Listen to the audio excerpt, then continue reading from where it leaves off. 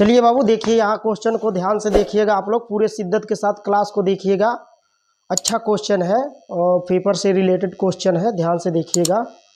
देखिए यहाँ क्या लिखा है, यदि किसी समांतर श्रेणी एपी के प्रथम 8 पदों का योग 64 और इसके 17 पदों का योगफल 289 है तो श्रेणी का प्रथम पद और सार्वअंतर ज्ञात कीजिए। पूरे शिद्दत के साथ देखिएगा और पूरे ध्यान से देखिएगा। देखिए क्या पूछा जा रहा है, प्रथम पद पूछा जा रहा है और सार्वअंतर।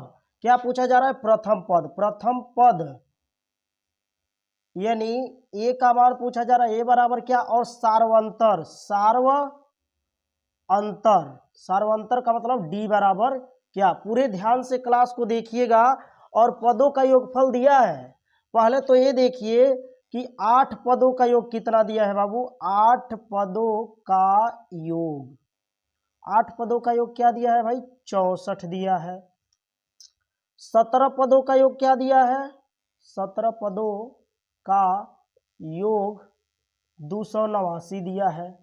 आप जानते हैं, आप समांतर श्रेणी में पढ़े होंगे तो देखे होंगे कि समांतर श्रेणी के पदों का योगफल बराबर सूत्र होता है, 2 सूत्र होता है। एक होता है एसएन बराबर n/2 कोष्टक में ए धन यल, लेकिन इस सूत्र का प्रयोग तब करेंगे जब यल अंतिम पद पता हो। ठीक, तो यहाँ हमें अंतिम पद तो पता है नहीं, तो हम करेंगे क्या, इस फार्मूले का प्रयोग नहीं करेंगे। देखिए इस फार्मूले का प्रयोग करेंगे, एसएन बराबर n/2 कोष्टक में 2a plus n-1 into D. ध्यान से देखिएगा, ये टोटल सवाल 6 नंबर के हैं। अब देखिए बाबू ध्यान से देखिए, तो एस एन यानी एन का मान यहाँ कितना है, 8 पदों का योग 64 दिया है, यानी यस 8, एन का मान कितना 8/2 कोष्टक में 2a प्लस इसके लिए चल रहे हैं, एन का मान 8-1 इंटू डी का मान पूछा जा रहा है। इसका यस 8 का मतलब 8 पदों का योग, यस 8 का मतलब 8 पदों का योग, 8 पदों का योग कितना दिया है 64, तो यहाँ लिख देंगे 64 बराबर, इससे भाग देंगे 2 चौका 8 कोष्टक में 2a प्लस 8 में से 1 निकलेगा तो बाबू 7, और इसके बीच किसका चिन्ह है, गुणे का, तो 8 में से 1 निकलेगा 7 और 7 का गुणा डी में होगा तो 7d। अब देखिए इस 4 के और कोष्टक के बीच किसका चिन्ह है, गुणे का, बराबर के इधर आएगा तो भाग में, तो 64/4 हो जाएगा बराबर कोष्टक में क्या बचेगा 2a प्लस 7d। ठीक, अब इसको काट दीजिए तो 4 एकम 4, 4 छके 24, तो यह कितना बार में कट गया, 16 बार में, तो इधर बचा 2a प्लस 7d, सीधा कर लीजिए 2a plus 7d is equal to 16, समीकरण नंबर 1। इतनी बातें समझ में आई, यह बात समझ में आई कि नहीं। थोड़ा हम इसको एक लाइन मिटा दे रहे हैं, चूंकि ये सवाल तो हम लिख ही लिए हैं बगल में। अब देखिए भाई क्या दिया है, अब ध्यान से देखिए, अब क्या दिया है, 17 पदों का योग दिया है 289, यानी S17 बराबर 17/2। देखिए क्या कर रहे हैं, इसके लिए n का मान कितना हो जाएगा 17, फिर n का मान यहाँ का रखेंगे 17, n की जगह 17, 17 क्या है, 17 n का मान है, कोष्टक में 2a प्लस n का मान 17-1 इंटू डी, ब्रैकेट बंद। अब देखिएगा बाबू ये बात समझ में आ रही है ऊपर की, तो इसको इरेज कर दे रहे हैं, समीकरण 1 से हमको लेकर चल रहा है, ये आप नोट डाउन कर लीजिएगा वीडियो को रोक कर। ये बातें समझ में आई, इसको इरेज कर रहे हैं, पूरे ध्यान से देखिएगा। अब देखिए बाबू यस 17 बराबर 17/2 कोष्टक में 2a प्लस 17 में से 1 निकल जाएगा तो 16, इसमें गुणा हो जाएगा तो 16d। अब देखिए यह 17 यानी 17 पदों का योग कितना दिया है 289 इजकल टू 17/2 कोष्टक 17/2 कोष्टक में 2a + 16d। ठीक, अब देखिए भाई यह दो भाग में है ना है, बराबर के इधर आएगा तो गुणे में, यानी 289 गुणे 2 हो जाएगा। अब देखिए इस कोष्टक के साथ यह 17 किस रूप में है, गुणे में, तो बराबर के इधर आएगा तो भाग में, बराबर 2a + 16d। अब 17 से इसको काटेंगे तो 17 बार में 289 कट जाएगा, और 17 का इसमें गुणा होगा, 17 दूना 34 बराबर 2a + 16d, ये रहेगा 16d। ठीक, ये समझ में आ रहा है। अब देखिए इसको इरेज कर रहे हैं, ये नीचे वाला।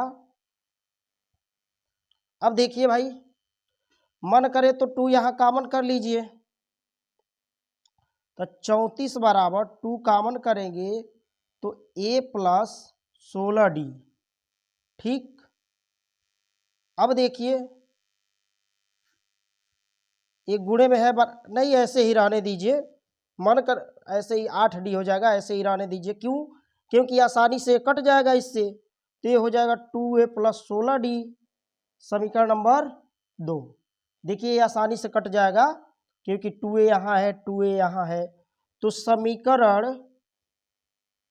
1 व 2 से, समीकरण 1 क्या है बाबू, देखिए यहाँ पे 2a + 7d = 16, समीकरण 2 क्या है, 2a + 16d = 34। ठीक, अब देखिएगा ध्यान से, इसको हम इरेज कर रहे हैं। देखिए इसके आगे भी प्लस है, इसके आगे भी प्लस है, सेम चिन्ह रहेगा, चाहे प्लस प्लस रहे या माइनस माइनस रहे, तो लिखेंगे घटाने पर। कब? जब भाई दोनों नंबर बराबर हो। देखिए 2 या a यहाँ भी है, 2a यहाँ भी है, तो लिखेंगे घटाने पर। क्या लिखेंगे भाई? घटाने पर। तो ये माइनस हो जाएगा, ये माइनस हो जाएगा, ये भी माइनस हो जाएगा। घटाते समय नीचे का चिन्ह बदल दिया जाता है, प्लस माइनस में हो जाता है, प्लस माइनस में बदल जाएगा, इसके आगे प्लस है, माइनस में बदल जाएगा। अगर यहाँ माइनस रहता तो प्लस में बदलता है, प्लस माइनस में बदलेगा, माइनस प्लस में बदलेगा। तो देखिए यहाँ प्लस था, माइनस में बदला, प्लस था, माइनस में बदला, प्लस था, माइनस में बदला, तो ये कट जाएगा। 16 में से 7 निकलेगा तो कितना होगा बाबू? 9d। इन दोनों में से बड़ा कौन है? 16। 16 का चिन्ह अब प्लस से क्या बदल के हो गया है? माइनस, तो माइनस लग जाएगा, बराबर इसमें से ये घट जाएगा, 14 में से 6 जाओ 8, यहाँ 2 बचा, 2 में से 1 निकलेगा तो 1। अब ये प्लस चिन्ह था, किस में बदल गया है? माइनस। तो अब इस बड़ी संख्या का चिन्ह क्या हो जाएगा? माइनस। तो बड़ी संख्या का चिन्ह लगा देंगे। हाई देखिए 9d के साथ किस रूप में है? गुणे के रूप में है, तो बराबर के उधर जाएगा तो किस में हो जाएगा भाई? भाग में हो जाएगा। 9 दूना 18, d का मान कितना आ गया बाबू? 2। अब देखिए क्या करेंगे, देखिए ध्यान से, d बराबर 2 समीकरण 1 में रखने पर, या तो समीकरण 1 में रखेंगे तो भी आंसर आएगा, समीकरण 2 में रखेंगे तो भी आंसर आएगा। ये समीकरण 1 था, ये समीकरण 2 था। रखिए समीकरण 1 क्या है भाई? 2a + 7d = 16, 2a + 7d = 16। यहाँ d का मान रख दीजिए यहाँ पे, तो 2a + 7 के और d के बीच किसका चिन्ह है? गुणे का, लगा दीजिए। d का मान कितना है? 2, बराबर क्या इधर हुआ? 16। अब देखिए बाबू 2a + 7 दूना 14 = 16, प्लस 14 बराबर के उधर जाएगा तो माइनस, तो 2a बराबर 16 माइनस 14, तो 2a बराबर 16 में से 14 निकलेगा तो 2। अब 2 और a के बीच किसका चिन्ह है? गुणे का, तो बराबर के इधर जाएगा तो 2 किस में हो जाएगा? हाई वाला भाग में, मतलब इधर ऊपर था, इधर जाएगा तो नीचे। अब कटेगा तो 2 1 कम 2, a बराबर 1, और d बराबर क्या आया था भाई? d बराबर 2। यही आपका फाइनल आंसर हो गया, यानी प्रथम पद क्या हो गया? 1। देखिए a बराबर 1, अंतिम पद d बराबर 2। इसको नोट डाउन कर लीजिए, ये समझ में आ रहा होगा। इसका फार्मूला याद होना चाहिए। एसएन कोष्टक में एसएन बराबर n/2 कोष्टक में 2a + n-1 इंटू डी। इसको समांतर श्रेणी आप लोग पढ़े ही होंगे। ठीक, अब इसको इरेज कर रहे हैं। नेक्स्ट क्वेश्चन देखिए बाबू, पूरे शिद्दत के साथ आराम आराम से देखिएगा। देखिए देखिए कह रहा है एक रेलगाड़ी एक समान चाल से 180 किमी की दूरी तय करती है। यदि चाल 5 किमी प्रति घंटा अधिक होती है तो वह उसी यात्रा में एक बट्टा 2 घंटा कम समय लेती है। रेलगाड़ी की चाल ज्ञात कीजिए। ध्यान से पूरे शिद्दत के साथ देखिएगा। देखिए तो माना रेलगाड़ी की चाल पूछ रहा है, तो माना रेलगाड़ी की चाल बराबर x किमी प्रति घंटा। ऐसा सवाल हमने बताया है पिछले में, नाव और धारा वाला सवाल बताया है। एकदम सेम वही क्वेश्चन है। ठीक, अगर जो आपका कंसेप्ट क्लियर हुआ होगा तो आपको आएगा। ठीक, अब देखिए भाई, नाव और धारा से रिलेटेड ही है, उसी जैसा है। अब देखिए रेलगाड़ी की चाल कितनी हो गई भाई, x किमी प्रति घंटा मान लिए, मैथ है तो मान लीजिए। अब एक रेलगाड़ी एक समान चाल से कितना दूर जा रही है, तो रेलगाड़ी द्वारा चली गई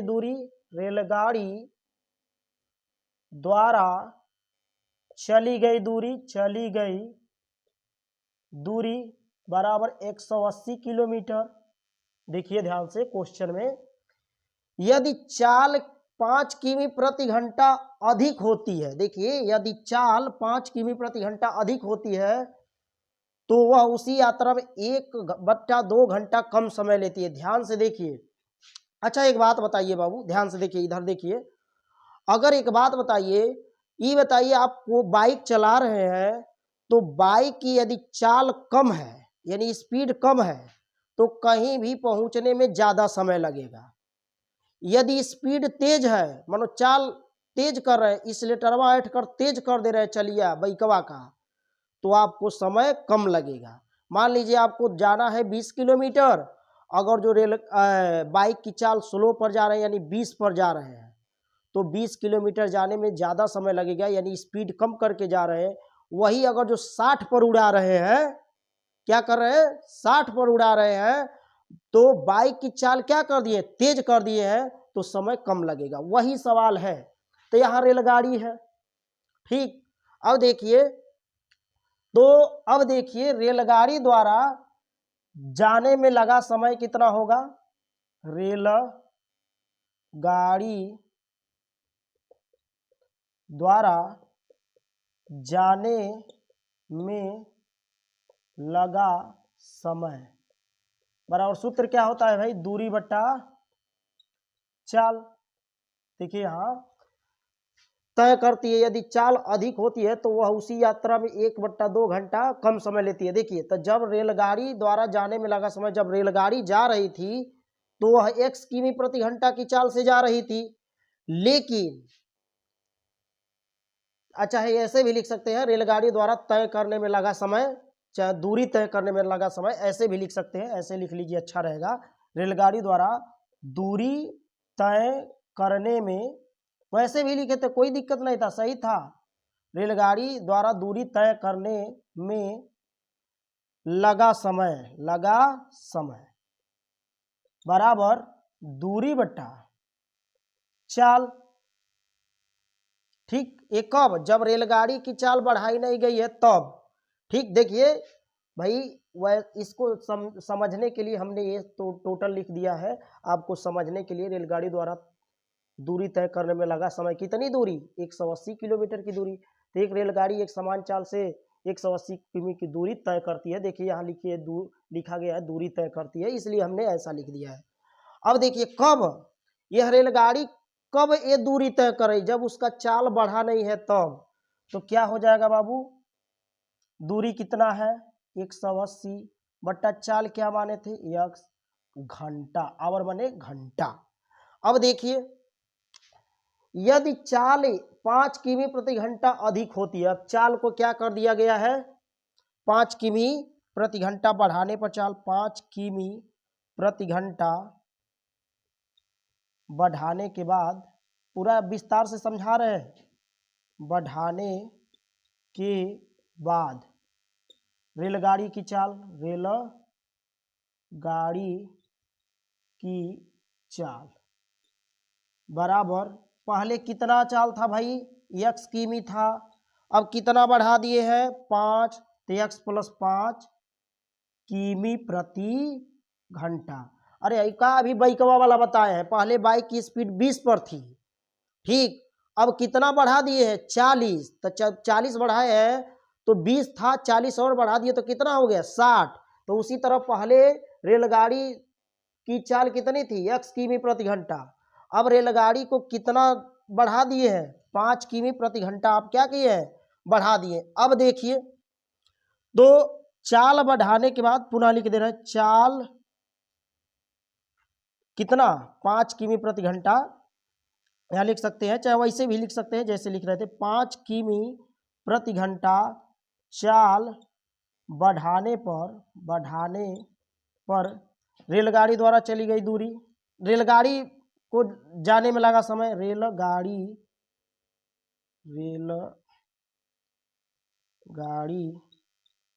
को दूरी तय करने में लगा समय, दूरी तय करने में लगा समय बराबर दूरी बटा चाल, दूरी बटा चाल। देखिए भाई, हमने स्टेप बाय स्टेप इसलिए लिखवा रहे हैं कि आपको समझ में आए। 5 किमी प्रति घंटा चाल बढ़ाने पर रेलगाड़ी को दूरी तय करने में लगा समय, दूरी तो भाई वही है, दूरी तो बदली नहीं है 180। अब चाल क्या हो जाएगा, x + 5 हो जाएगा, पहले चाल क्या था, पहले चाल x था, तो 180 बट्टा x घंटा लगा है। अब चाल क्या हो गया है 5 किमी प्रति घंटा बढ़ गया, तो देखिए x + 5 हो गया। अब सुनिए ध्यान से, ये बताइए बाबू, जब चाल बढ़ जाएगा तो समय कम लगेगा, जब चाल बढ़ जाएगा तो रेलगाड़ी को जाने में कम समय लगेगा, और जब चाल नहीं बढ़ा रहेगा तो ज़्यादा समय लगा होगा। जैसे जब आपकी बाइक का स्पीड 20 था तो आपको 20 किलोमीटर जाने में ज़्यादा समय लगा था, लेकिन जब आप 40 बढ़ा कर गाड़ी की स्पीड यानी बाइक की स्पीड 60 किमी प्रति घंटा कर दिए हैं, 60 पर कांटा आपका चला गया है, तो समय कम लगेगा। तो जाहिर सी बात है, यहाँ पे चाल नहीं बढ़ा है तो यहाँ समय ज़्यादा लगेगा, यहाँ पे चाल बढ़ गया है तो यहाँ पे समय कम लगेगा। ध्यान से देखिएगा, इससे कितना कम समय यहाँ लग रहा है, 1/2 घंटा कम समय लग रहा है। भाई जब चाल नहीं बदला था तो यहाँ ज़्यादा समय लगा है, चाल नहीं बढ़ा था तो, और जब चाल बढ़ गया है तो यहाँ कम समय लग रहा है, तो इससे कितना कम समय यहाँ लग रहा है, 1/2 घंटा कम समय लग रहा है। तो इसको हम इरेज कर दे रहे हैं, ठीक, चाहे देख लीजिए आगे, ये हो गया बराबर 180 बट्टा x, और ये हो गया 180 बट्टा x + 5। अब देखिएगा सवाल क्वेश्चन के अनुसार, यहाँ समय ज़्यादा लगा है कि यहाँ समय ज़्यादा लगा है, जाहिर सी बात है भाई, यहाँ चाल कम है तो समय ज़्यादा लगा होगा, और यहाँ चाल ज़्यादा है, देखिए चाल 5 किमी प्रति घंटा बढ़ गया है, तो जब चाल 5 किमी प्रति घंटा बढ़ गया तो यहाँ समय कम लगेगा। अब यहाँ समय ज़्यादा लग रहा है, यहाँ समय कम लग रहा है, तो किसमें समय कम लग रहा है भाई, यहाँ पे ना समय कम लग रहा है। कितना समय कम लग रहा है, 1/2 घंटा, तो जिसमें समय कम लग रहा है उसमें 1/2 जोड़ दीजिए। क्यों जोड़ रहे हैं, क्योंकि यहाँ समय ज़्यादा लगा है, और जब यहाँ चाल बढ़ा दिए हैं तो यहाँ समय कम लग रहा है, तो बराबर करने के लिए इससे कितना घंटा इसमें कम समय लग रहा है, 1/2 घंटा चाल बढ़ाने पर। तो जब इससे 1/2 घंटा कम समय यहाँ लग रहा है, तो इसी में 1/2 घंटा जोड़ देंगे तभी ना दोनों समीकरण बराबर होगा। ध्यान से समझिएगा, देखिए यहाँ उसी यात्रा में 1/2 घंटा कम समय लेती है, कब, जब चाल को 5 किमी प्रति घंटा अधिक कर दिया जाता है तब। तो देखिए इसी दूरी को 180 किलोमीटर की दूरी को तय करने में उस रेलगाड़ी को 1/2 घंटा कम समय लग रहा है। कब? जब रेलगाड़ी की चाल बढ़ा दिया जा रहा है तब। तो यहाँ रेलगाड़ी की चाल बढ़ाने की वजह से इससे यह 1/2 घंटा कम समय लेती है। तो यह ना कम समय लेती है, अधिक समय लेती है। तो जो कम समय ले रहा है स्पीड बढ़ाने पर, इधर क्या हो रहा है, चाल बढ़ाने पर कम समय ले रहा है। तो कम समय लेने की वजह से यहाँ समय को क्या कर देंगे, जितना कम समय, कितना कम समय लिया है इससे 1/2 घंटा, तो 1/2 घंटा जोड़ देंगे तभी ना दोनों बराबर होगा। अब समझ में आया? अब इसको हम इरेज कर रहे हैं। ठीक, देख लीजिए। अब देखिए भाई, समीकरण बराबर हो गया। समीकरण क्यों बराबर हुआ अभी हमने जस्ट बताया है, मन करे तो एक बार और देख लीजिए। अरे भाई जाहिर सी बात है, यहाँ रेलगाड़ी की चाल कम है तो इधर अधिक समय लगेगा। इधर रेलगाड़ी की चाल बढ़ा दिया गया है तो इधर कम समय लगेगा। कम समय किस में लग रहा है, इधर लग रहा है, जब चाल बढ़ रहा है तब लग रहा है। इससे कितना कम समय इधर लग रहा है, 1/2 घंटा कम समय लग रहा है। तो जब इससे 1/2 घंटा इधर कम लग रहा है तो जाहिर सी बात है कि इधर 1/2 घंटा अधिक लग रहा है, इधर 1/2 घंटा कम लग रहा है। तो 1/2 घंटा जब इधर कम लग रहा है तो जिधर 1/2 घंटा कम लग रहा है, जिधर टाइम कम लग रहा है उधर ये जोड़ दीजिए। कुछ ना समझ में आ रहा है तो जिधर टाइम कम लग रहा है उधर ये टाइम को क्या कर दीजिए, जोड़ दीजिए, तभी समीकरण बराबर हो जाएगा। ठीक, अब देखिए प्लस, ये प्लस में बराबर के इधर आएगा तो माइनस में, तो क्या हो जाएगा बाबू, 180/x माइनस, प्लस इधर आएगा तो माइनस 180/x + 5 इजकल टू इधर क्या बचेगा भाई, 1/2। ठीक, अरे भाई जब चाल बढ़ रहा है तो चाल जिसमें बढ़ रहा है, चाल इधर ही बढ़ रहा है। देखिए यहाँ पे चाल बढ़ रहा है तो जाहिर सी बात है जहाँ चाल बढ़ेगा वहाँ समय कम लगेगा। तो जब समय जिसमें कम लग रहा है उसी में जोड़ दीजिए तभी ना बराबर हो जाएगा। ऐसे भी कर सकते हैं। देखिए अब देखिए इन दोनों में 180 कॉमन है, कर दीजिए भाई। कॉमन करेंगे तो बचेगा क्या, ध्यान से देखिए, 180 खड़े निकल गया। जब 180 पूरा निकलता है तो यहाँ 1 बचेगा बट्टा यक्स, माइनस 180 पूरा निकल गया है तो यहाँ भी क्या बचेगा, 1 बट्टा यक्स + 5 बराबर 1/2। देखिए बाबू, हाई 180 इसके साथ किस में है, गुणे में। 180 इस कोष्टक के साथ गुणे में है, बराबर के उधर जाएगा तो भाग में। तो 1/x माइनस 1/x + 5 बराबर 1/, हाई गुणे में था ना बाबू, इसके साथ बराबर के उधर गया है तो भाग में, यानी 180 × 2। इतनी बातें समझ में आई। अब देखिए इन दोनों का लौसा क्या हो जाएगा, x कोष्ठक में x + 5।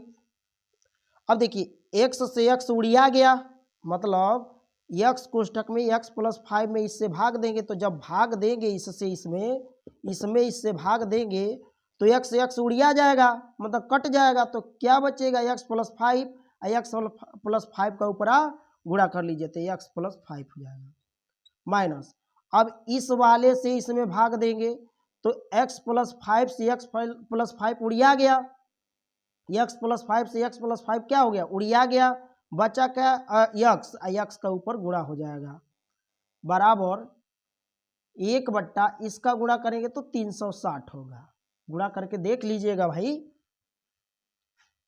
देखिए x कैंसल हो जाएगा, क्या बचेगा, 5/x कोष्ठक में x + 5 बराबर 1/360। ये बातें समझ में आई, इसको इरेज कर दे रहे हैं। अब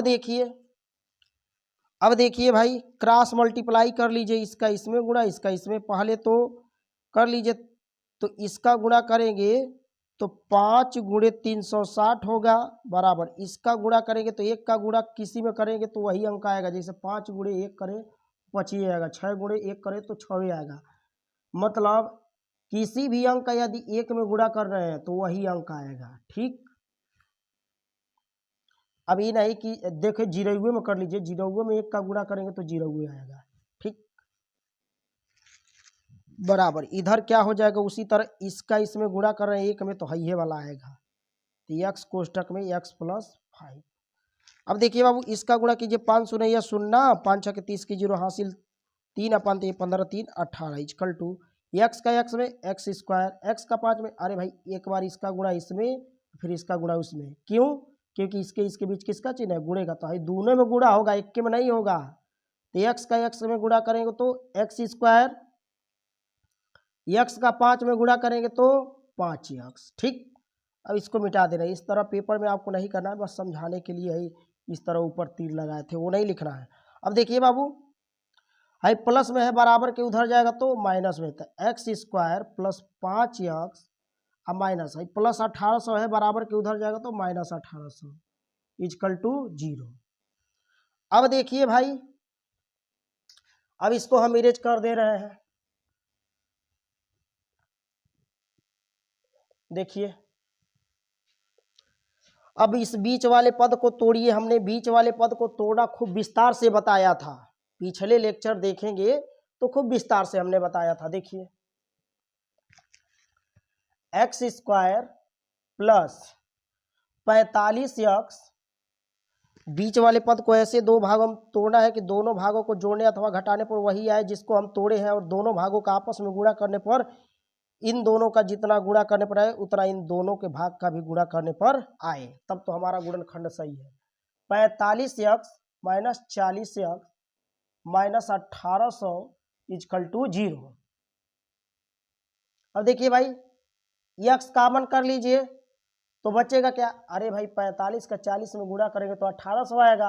अब 45 में से 40 घटाएंगे तो 5x आएगा, यानी 45x में से 40x घटाएंगे तो, अब देखिए x कॉमन करेंगे तो यहाँ स्क्वायर में x था तो यानी 2 गो स्क्वायर था तो एगो स्क्वायर वाला एगो बाहर चला जाएगा तो एक के ना बचेगा, प्लस यहाँ एक के था खींच के बाहर कर देंगे तो बस 45 से ना बचेगा।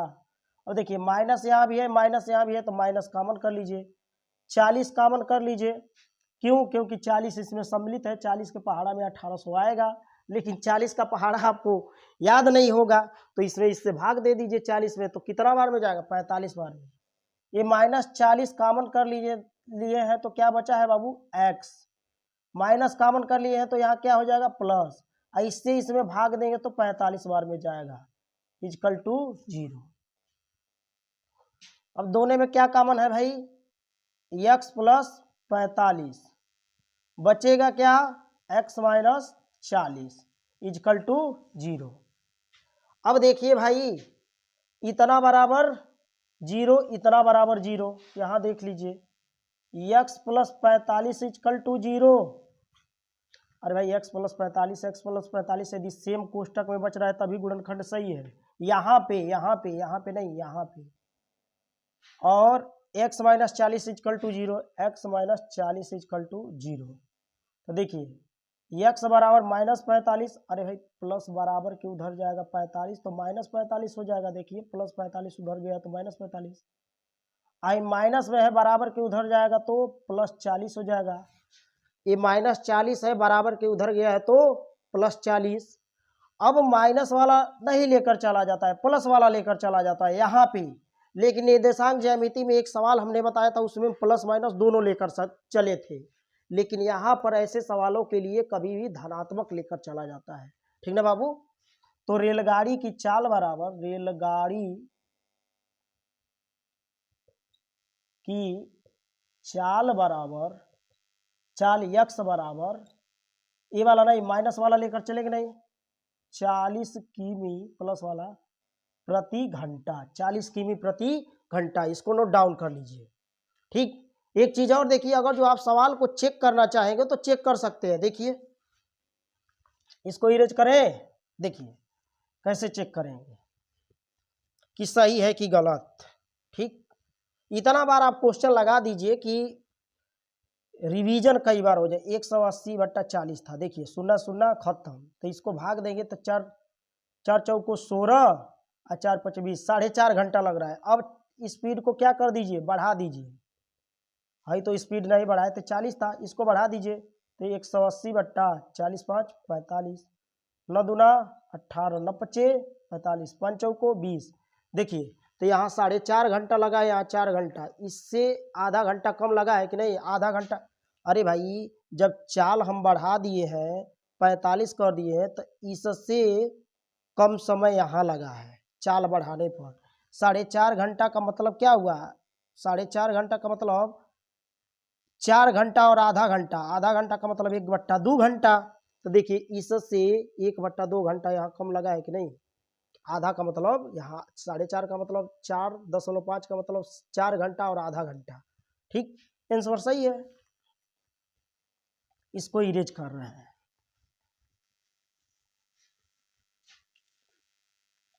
पूरे ध्यान लगा के पढ़िए बाबू। अब देखिए, एक गोलाकार कांच के बर्तन की एक बेलन के एक गोलाकार कांच के बर्तन की एक बेलन के आकार की गर्दन है, अच्छा, जिसकी लंबाई 7 सेमी है। पूरे शिद्दत के साथ देखिएगा। सुराही देखे हैं बाबू? तो देखिए ये सुराही है, ठीक, और क्या है? जिसकी लंबाई 7 सेमी है, जबकि गोलाकार भाग का व्यास 8.5 सेमी है। तो देखिए ये गोलाकार भाग है, इसका जो व्यास दिया है 8.4 सेमी, और यह जो दिया है इसका लंबाई जो गर्दन है इसका बेलन के आकार का, इसकी लंबाई दिया है 7 सेमी, मतलब ये लंबाई, ठीक। और गर्दन जो इसका है बेलनाकार, उसका व्यास दिया है 2 सेमी। देखिए यहाँ पे उसका व्यास 2 सेमी दिया है। तो कह रहा है कि गोलाकार भाग का व्यास इतना है, तो ज्ञात कीजिए कि बर्तन में कितना पानी भरा जा सकता है। पानी थोड़ा पी ले, 1 मिनट रुकिए यहाँ।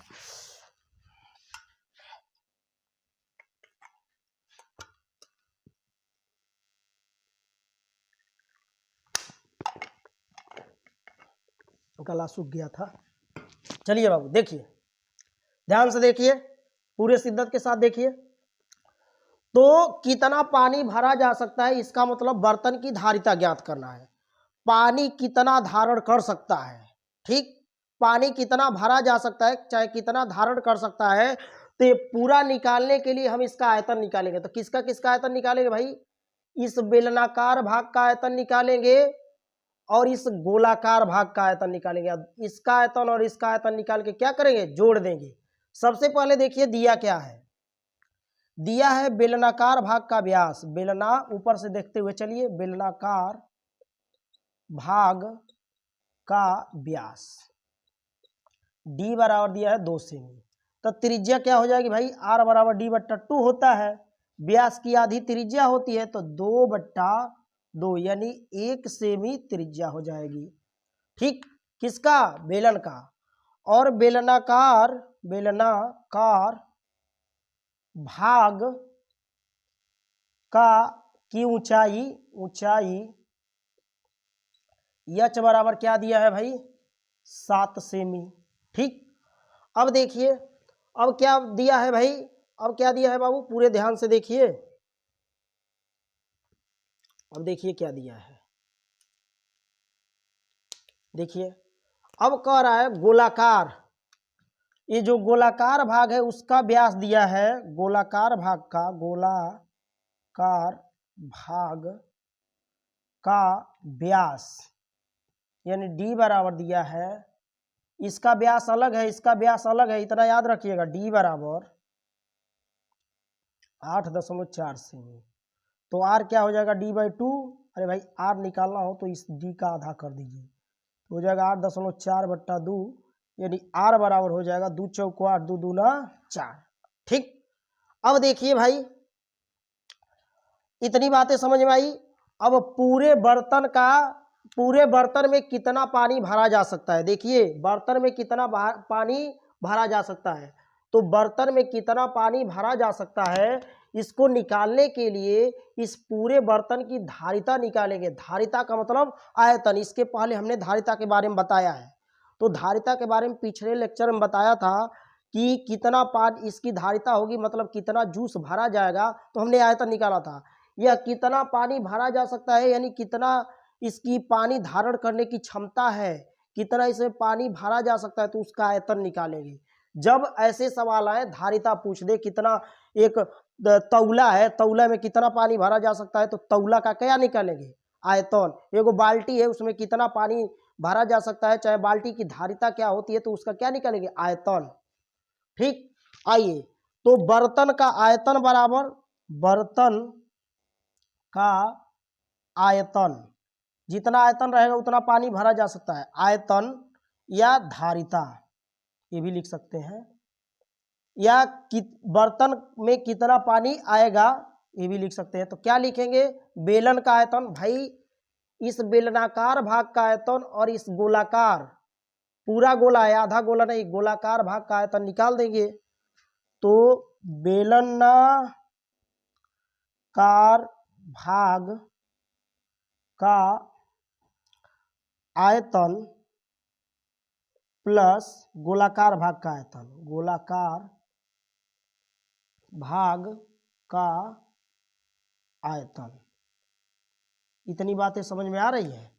समझ में आ रही है तो ठीक है, इसको हम इरेज कर रहे हैं।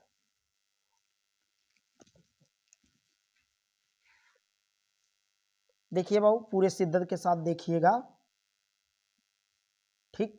अब देखिए ध्यान से देखिए, देखिए अब हम क्या निकालेंगे, बेलनाकार भाग यानी बेलन का आयतन। तो क्या हो जाएगा भाई, बेलन का आयतन बराबर सूत्र क्या होता है, पाई आर स्क्वायर एच प्लस गोलाकार भाग का आयतन क्या होगा, यानी गोले का आयतन पाई नहीं 4/3 पाई आर घन। एक चीज और याद रखिएगा, यहाँ बेलन का त्रिज्या कुछ और होगा, देखिए छोटी त्रिज्या है यहाँ, ठीक ना, देखिए, और गोलाकार भाग की त्रिज्या कुछ और होगी। देखिए यहाँ पे गोलाकार भाग की त्रिज्या ये हो गई, बेलनाकार भाग की त्रिज्या यहाँ पे 1 सेमी हो गई। इसको कैपिटल आर और स्मॉल आर भी कर सकते हैं, ठीक। यहाँ कैपिटल आर कर दीजिए तो ज्यादा समझ में आएगा। यहाँ पाई कॉमन कर सकते हैं, पाई। एक चीज और देखिए, बेलनाकार भाग, बेलनाकार बर्तन नहीं बर्तन का आयतन या धारिता निकाल रहे हैं, बेलनाकार भाग उसमें सम्मिलित है और गोलाकार भाग, तो पाई क्या बचेगा, आर स्क्वायर एच प्लस 4/3 पाई बाहर खींच के कर दिए, यहां से पाई बाहर खींच के कर दिए, क्या बचा, आर क्यू बराबर। पाई का मान अभी वैसे ही रहने दीजिए, लास्ट में भरिएगा। आर का मान किसके लिए, बेलन के लिए, क्योंकि यहाँ बेलन का आयतन निकाल रहे हैं, तो बेलन के लिए आर का मान यहाँ आई कैपिटल आर कर लीजिए, यहाँ ज्यादा समझ में आएगा। इसको भी कैपिटल डी कर लीजिए, ठीक। अरे भाई गोलवा को जौन व्यासवा है बड़का उसको डी कहेंगे, आ गोलवा को जौन बड़की त्रिज्यवा है उसको कैपिटल आर कहेंगे, ठीक। आर का मान बेलन के लिए 1 का स्क्वायर, इसके बीच गुणे का चिन्ह है, एच का मान 7 प्लस 4/3 इसके बीच गुणे का चिन्ह। अब देखिए आर का मान कितना, किसके लिए, गोला के लिए, क्योंकि ये गोलाकार भाग का आयतन है, कितना, हेतना, ये क्या लिखा है, तो आर के कपड़ा पर 3 गो पावर है, 3 गो घात है, तो आर के मनों पर भी 3 गो घात रहेगा, किसके आर के मान, गोलाकार भाग का। देखिए गोलाकार भाग का आयतन है, तो 4.3 के कपड़ा पर 3 घात, ठीक। इतनी बातें समझ में आ रही है, आ रही है बाबू, एकदम आ रही होगी। अब देखिए बाबू क्या करेंगे, पाई कोष्टक में 1 का स्क्वायर का मतलब 1 का वर्ग करेंगे तो 1 गुणे 7 होगा प्लस 4/3 इसका घन कर देंगे। अरे नहीं 2 है ना जी, यहाँ 2 है, यहाँ 2 है भाई, इसका घन का मतलब 3 बार गुणा 4.3 2 काहे 3 आ रहे हो जी, 4.2 गुणे 4.2, ठीक। इतनी बातें समझ में आ रही है, इधर का आया ना समझ में, इसको हम इरेज कर रहे हैं, ठीक। अब देखिए बाबू ध्यान से देखिए, पूरे मन लगा के पढ़िए। 1 सत्ते 7, तो पाई कोष्टक में थोड़ा और छोटा लिख रहे हैं तो ज्यादा अच्छा रहेगा।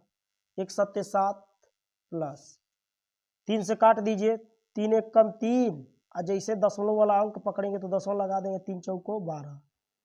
अब देखिए प्लस 1.4 गुणे 4.2 गुणे 4.2, ठीक।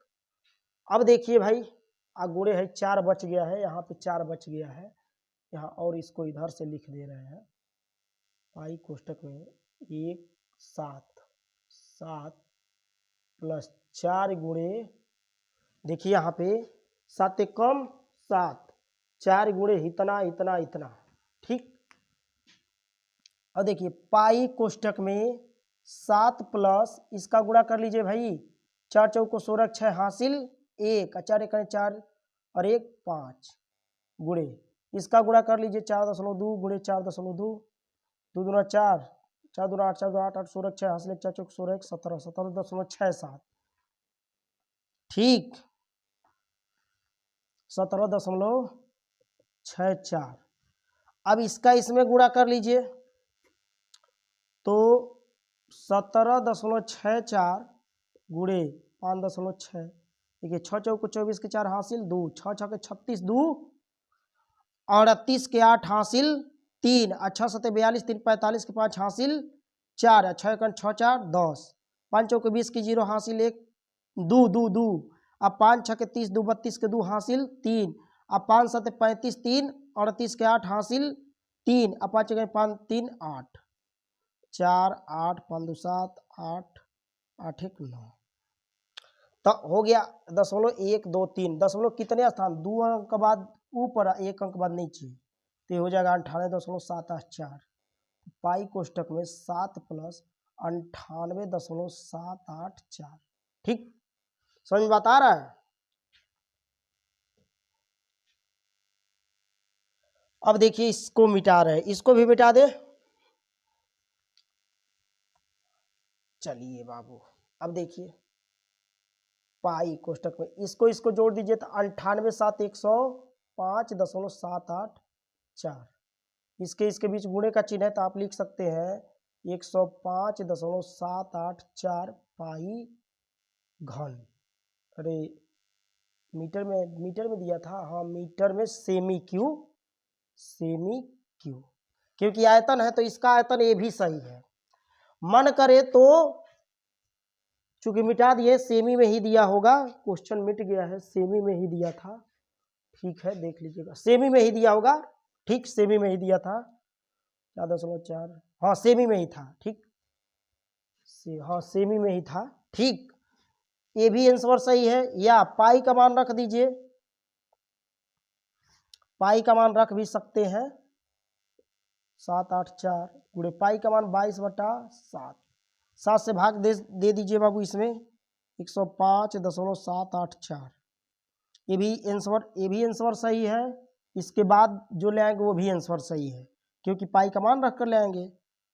7 1 कम 7, 3 बचा, अरे भाई देखिए 10 में, अरे न भाग उल्टा हो गया, 7 1 कम ना, ठीक तो है जी, 7 1 कम 7, 7 में 7 1 कम 7, अरे 10 में 7 से 1 बार ना भाग जाएगा, 3 बचा 5, 7 5 35 कट गया, 7 उतारिए भाई, भाग कवर जाएगा, दशमलव वाला जैसे अंक उतारेंगे यहाँ दशमलव लग जाएगा, 7 1 कम 7 कट गया, अब 8 उतारिए, 7 1 कम 7, 1 बचा, 7 दूना 14, ठीक, 7 1 कम 7 कट गया, 7 1 कम 7 और 7 दूना 14, 15.112, यहाँ क्या आ गया है भाई 15.112, इससे जब इसमें भाग दिए तो 15.112, अब गुणे 22, ठीक ना बाबू।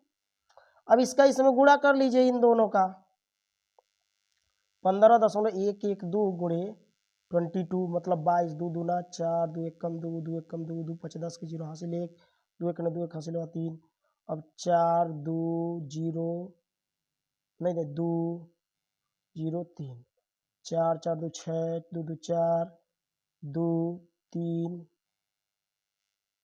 3, ठीक, 0.3 स्थान के बाद, तो ये भी आंसर सही है 332.464 सेमी क्यूब, ये भी आंसर सही है, ठीक, समझ में बात आ रही है बाबू, ठीक, 2 4 2 2 0 3 14, ठीक है, ये भी आंसर सही है। इसको इरेज करें, चलिए, इतना पानी इतना वह पानी उसमें अटेगा। ठीक,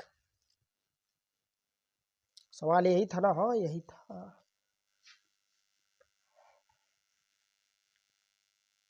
अब देखिए, एक खिलौना 3.5 सेमी त्रिज्या वाला एक शंकु के आकार का है।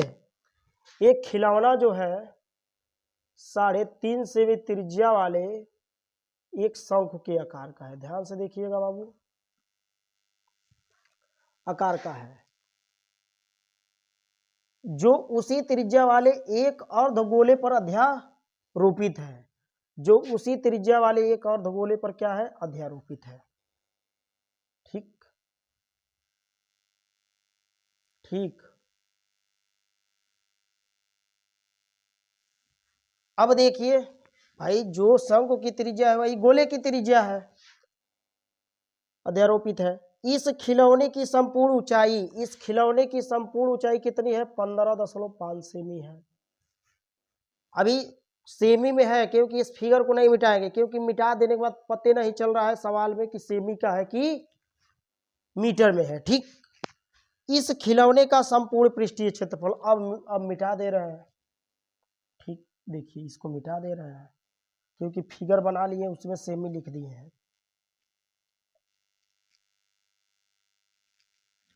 ये बहुमंजिला है भाई। क्या है भाई? बहुमंजिला। इसको मिट गया है, थोड़ा रुकिए लिख दें।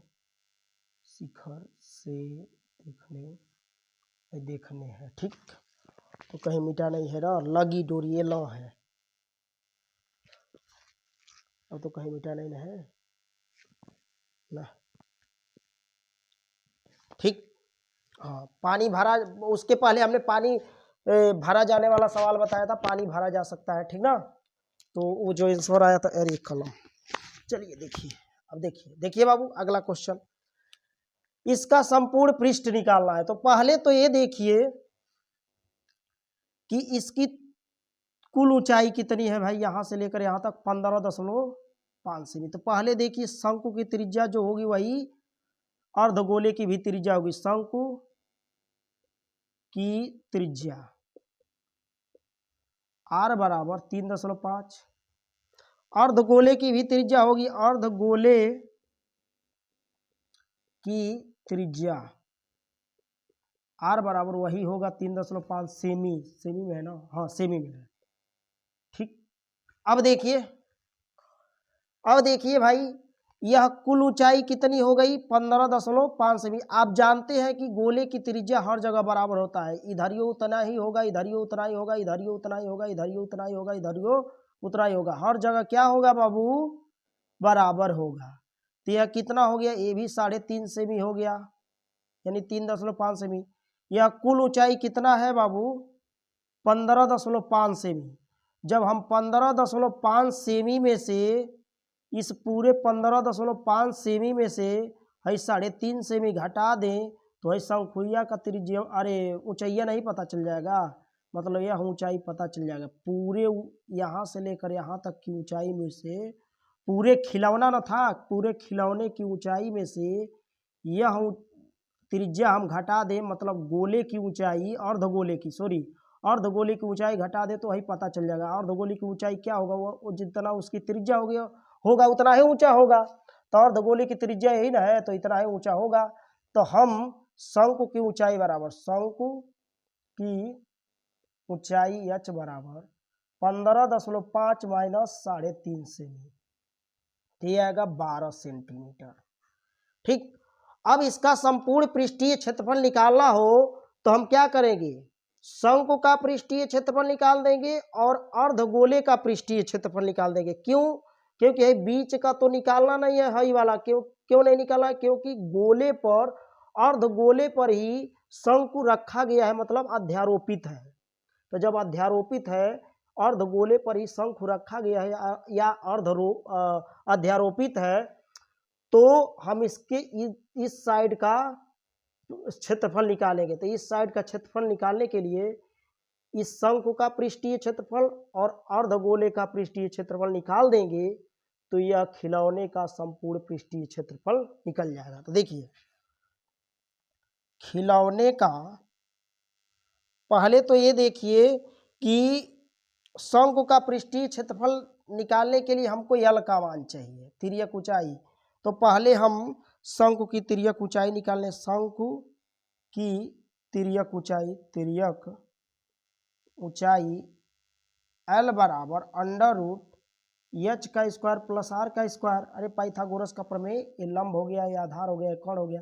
यह एच कितना है बाबू, 12 सेमी। अंडर रूट क्या हो जाएगा, 12 का स्क्वायर प्लस आर कितना है, इसका आर कितना है, 3.5 सेमी का स्क्वायर। तो हो जाएगा 12 बरहम 3.5 साफ लिख दें, 12 बरहम 144 प्लस इसका वर्ग करेंगे तो 12.25 होगा।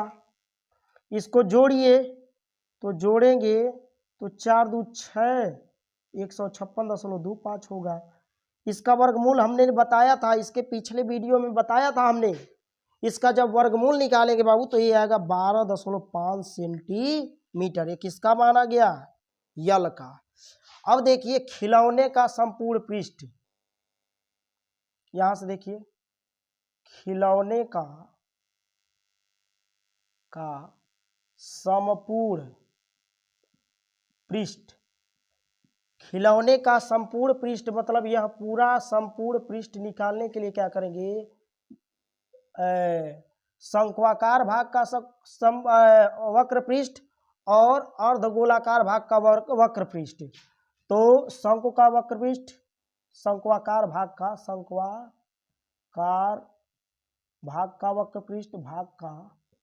वक्र पृष्ठ चाहे पृष्ठीय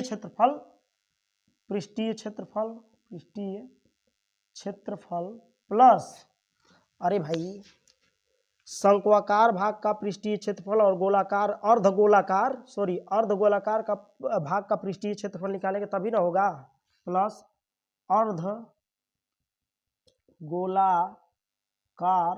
भाग का पृष्ठीय क्षेत्रफल। ठीक, अब देखिए बाबू शंक्वाकार भाग का पृष्ठीय क्षेत्रफल बराबर सूत्र होता है पाई आर यल प्लस अर्धगोलाकार भाग का पृष्ठीय क्षेत्रफल होता है 2 पाई आर स्क्वायर। ठीक, समझ में बात आ रही है। अब देखिए पाई का मान 22/7 गुणे आर का मान किसके लिए, शंकु के लिए, आर का मान 3.5 गुणे यल का मान किसके लिए, शंकु के लिए 12.5। क्या निकाले हैं, 12.5। यही सेम वर्गमूल निकालना हमने पिछले लेक्चर में, इसके पहले देखेंगे पिछले सेट 1 में तो हमने बताया था। प्लस 2 गुणे इसके बीच गुणे का चिन्ह था, पाई का मान 22/7, पाई का मान याद रखना है 22/7 गुणे। लेकिन जब क्वेश्चन में 22/7 9 देकर 3.14 दिया है तो आप 3.14 रखेंगे, 22/7 अपने तरफ से नहीं लिख देंगे। ठीक, अब देखिए गुणे इसके बीच गुणे का चिन्ह, आर के कपड़ा पर को घात 2 घात, तो आर का मनवा कितना है, इतना है, क्या है, इसके भी कपड़ा पर 2 घात, 3.5 के कपड़ा पर 2 घात। अब देखिए 7 से 3 में भाग नहीं जाएगा, 2 अंक पकड़ेंगे, जैसे 2 अंक पकड़ेंगे तो दशमलव वाला भी अंक पकड़ा जाएगा, तो इसमें भाग ले जाएंगे। 7 शून्य शून्य, दशमलव वाला अंक जैसे पकड़ेंगे दशमलव लगा देंगे, 7 पचे 35। ठीक, अब देखिए भाई तो 22 गुणे 0.5 गुणे 12.5 क्या किए हैं बाबू, इससे इसको काट दिए हैं। 22 गुणे 0.5 काटे हैं, जो आया है 0.5 उतना, तो 22 गुणे 0.5 गुणे 12.5 प्लस 2 गुणे 22/7 इस गुणे 3.5 के सर पर 2 घात का मतलब 3.5 गुणे 3.5। अब उसी तरह जैसे यहाँ पे काटे हैं 7 पचे 35। ठीक, देखिए 3 में भाग नहीं जाएगा तो 0 बार ले जाएगा, जैसे दशमलव वाला अंक पकड़ेंगे, अरे भाई दशमलव वाला, तो 7 पचे 35 हो जाएगा। ठीक, अब देखिए 22 पचे 110 होगा, और दशमलव 1 स्थान बाद लग जाएगा, गुणे 12.5 होगा। ठीक, यहाँ बराबर का चिन्ह रहेगा, प्लस अब देखिए 2 गुणे 22 गुणे 5 0.5 गुणे 3.5 तो 22 × 5 110 तो 2 गुणे 110 दशमलव कितना स्थान बाद, एक स्थान बाद, गुणे इसका इसमें गुणा हो गया गुणे 3.5। अब देखिए भाई 11.0 का मतलब इस जीरो का कोई मतलब है ये नहीं है तो जीरो हट जाएगा तो 11 गुणे 12.5 होगा प्लस।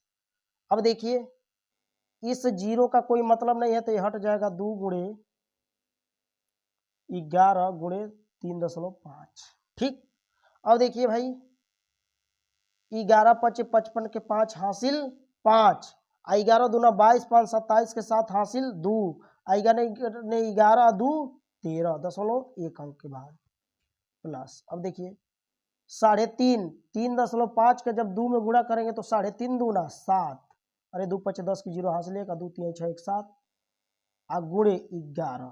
ठीक, इतनी बातें समझ में आई तो इसको इरेज कर दें, इसको इरेज कर दें बाबू, देख लीजिए तो इसको इरेज कर दे रहे हैं।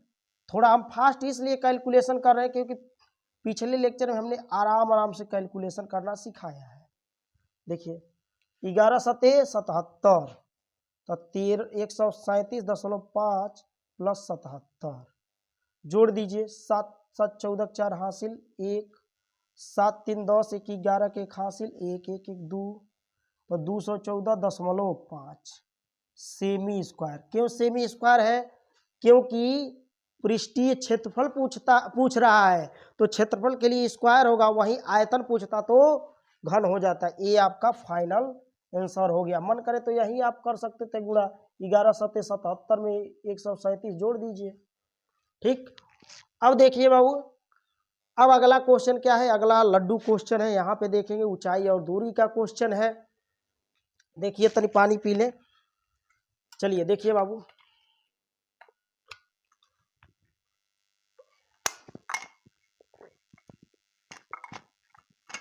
चलिए देखिए इसको इरेज कर रहे हैं, पूरे ध्यान से इसको समझिए, इसको नोट कर लिए हैं। देखिए इस क्वेश्चन को पूरे ध्यान से समझेंगे। एक बहुमंजिले भवन के शिखर से देखने पर, बहुमंजिला शिखर भवन, बहुमंजिला का मतलब घर में का बहुमंजिला नहीं, बहू नहीं सास कोई बहू होती है वो बहू नहीं।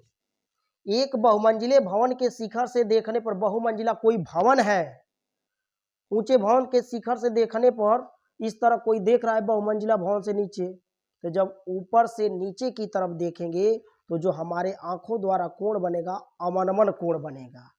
लेकिन जब नीचे से ऊपर की तरफ इस तरह चिरई उरई देखेंगे तो उन्नयन कोण बनेगा। पहले तो हम इस तरह देखेंगे, देखिए इस तरह हम खड़े हैं तो एकदम इस तरह हमारी आंख देख रही होगी, देखेगी ना। तो जब इस तरह देखिए, जब हम उस ऊपर देखेंगे इस तरह तो उन्नयन कोण बनेगा, और यही सामने देख रहे थे नीचे देखेंगे तो अवनमन कोण। जैसे यहाँ समझा रहे हैं, हमारी ये मान लीजिए आंख है, अब यही आंख जब ऊपर इस तरह देखेगी तो ऊपर इस तरह कोण बनाकर इस तरह देखेगी तो यहाँ उन्नयन कोण बनेगा, कोण। ठीक, यही आंख जब मान लीजिए इस तरह थी, अब कहाँ देख रही है, नीचे की तरफ देख रही है, यहाँ सीधे देख रही थी अब नीचे झुक कर देख रही है। देखिए इस तरह है, इस तरह करेंगे तो इस तरह कोण बन रहा है कि नहीं, इस तरह हमारे आंखों द्वारा। और जब भाई ऊपर देखेंगे, ऊपर देखिए तो ऊपर की तरह इस तरह कोण बन रहा है तो ये बनेगा अवनमन कोण। ठीक, अवनमन कोण जब यह 30 अंश बन रहा है तो ये भी 30 अंश बनेगा, क्योंकि ये दोनों समांतर रेखा या समांतर रेखा में एकांतर कोण आपस में बराबर होते हैं। वही क्वेश्चन है, देखिए ध्यान से।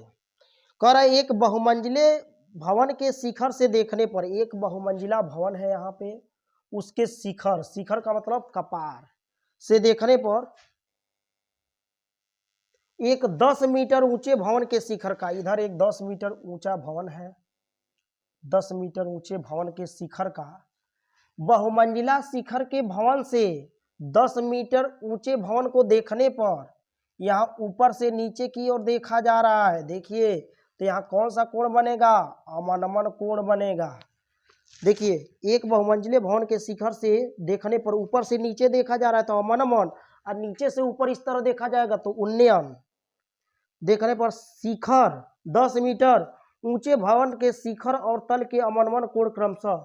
तो पहले क्या दिया है, शिखर, किससे, बहुमंजिला भवन के शिखर से 10 मीटर ऊंचे भवन के शिखर का अवनमन कोण। तो देखिए 10 मीटर ऊंचे भवन का अवनमन कोण क्या बन रहा है, क्या पहले क्या दिया है, पहले इसमें दिया है 30 अंश, तो हाई बन रहा है 30 अंश, तो ये भी हो जाएगा 30 अंश। ठीक, तल के अवनमन कोण किसका, 10 मीटर जो ऊंचा भवन है उसके तल का अवनमन कोण, ये अवनमन कोण बन रहा है कितना, 45 अंश। तो यहाँ हो जाएगा ये 45 अंश है पूरा, तो ये भी क्या हो जाएगा भाई 45 अंश। ठीक, अभी हमने बताया है एकांतर कोण। पहले देखिए बाबू, कोई आदमी है जो बहुमंजिला ऊंचे भवन पर खड़ा है और उसी के बगल में एक 10 मीटर ऊंचा भवन है। जब बहुमंजिला भवन से वह आदमी बहुमंजिला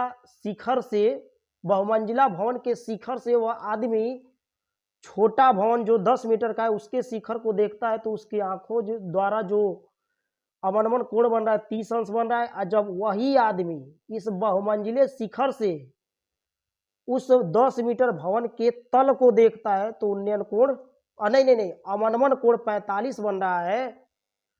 तो कह रहा है बहुमंजिले भवन की ऊंचाई ज्ञात कीजिए। समझ में आया होगा। पहले इस तरह मान लीजिए बहुमंजिला भवन पर कोई आदमी इस तरह खड़ा है। अब देखिए नीचे कई तल्ली है, बहुमंजिला का मतलब कई तल्ला है।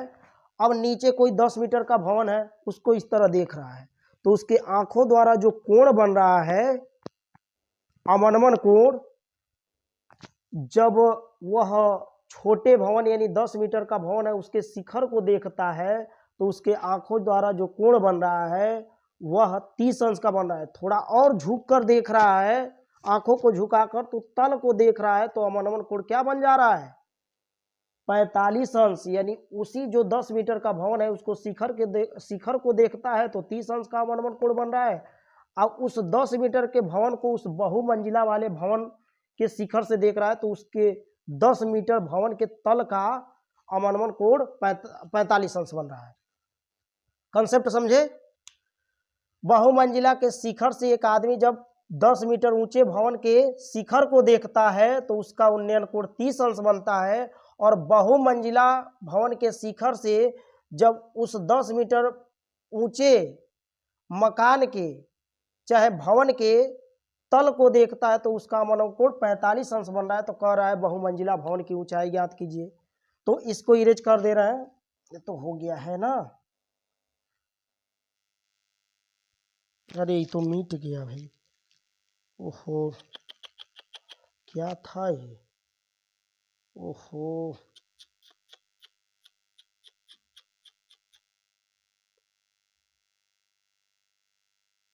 ओहो।